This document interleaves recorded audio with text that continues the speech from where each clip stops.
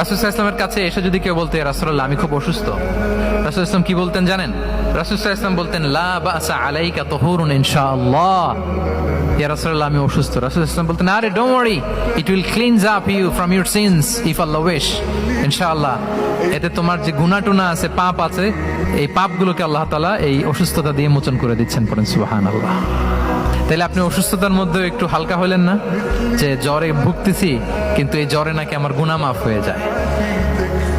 পেটের ব্যথায় আক্রান্ত, মাথা ব্যথায় আক্রান্ত, কিন্তু এটাতে নাকি আল্লাহ আমার পাপ মোচন করে দেয়, তাহলে একটু ভালো লাগবে না? তাহলে দেখেন, একটা কঠিন পরিবেশকে রাসূল সাল্লাল্লাহু আলাইহি ওয়াসাল্লাম সহজ করতেন। অসুস্থ শুনলেই লা বাস তুহুরুন ইনশাআল্লাহ, আর কিছু হবে না, আল্লাহ তোমার গুনাহ মাফ করে দিচ্ছে। অসুস্থ ব্যক্তি দেখলেই মাথায় হাত দিয়ে দোয়া করতেন, আল্লাহুম্মা রাব্বান নাস আযহিবিল বাস ইশফি আনতাশ শাফি লা শিফাআ ইল্লা শিফাউক শিফাআন লা ইউগাদিরু সাকামা। উজ্জীবিত হয়ে যেত অসুস্থ ব্যক্তি।